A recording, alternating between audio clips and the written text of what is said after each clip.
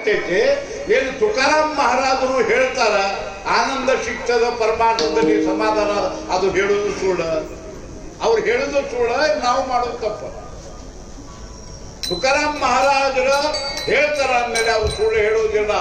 ಯಾಕಂದ್ರೆ ಅವರು ಮೊಬೈಲ್ ಮೇಲೆ ಪಾಠ ಮಾಡಿ ಕೀರ್ತನ ಹೇಳೋನಲ್ಲ.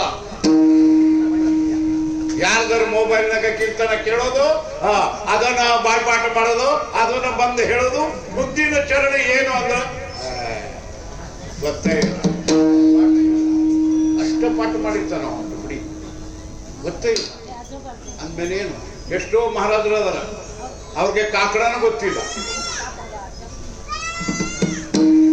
ದೇವರ ಆನೆ ಮಾಡಿ ಹೇಳಿ ಯಾವ ಕೀರ್ತನಕಾರ ಕಾಕಡ ಅವನು ಪಾಠ ಐತನು, ಅವನ್ ಕಾಕಡ ಯಾವಾಗ ಇರ್ತದ ಗೊತ್ತೇ ಇಲ್ಲ.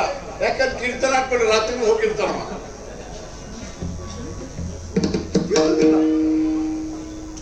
ತುಕಾರಾಮ್ ಮಹಾರಾಜ ಅಂತಾರ ಹಂಗಲ್ಲ, ನಾನು ಪ್ರತಿಯೊಂದು ಹೇಳ್ತೀನಿ, ಆದ್ರೆ ಅದು ಅನುಭವದ ಮಾತದ. ನಾನು ಸ್ವತಃ ಅನುಭವ ಬಂದಿನಿ. ಅನುಭವೇ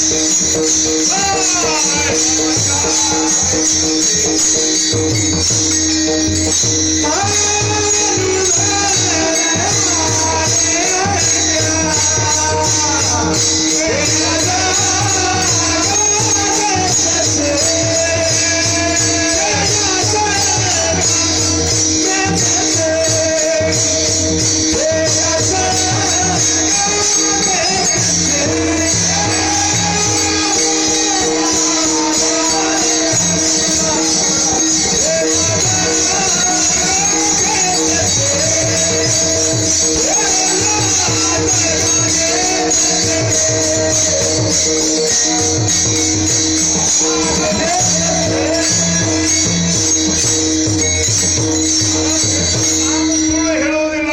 ನಾನು ಪ್ರತಿಯೊಂದು ಪರಮಾರ್ಥದ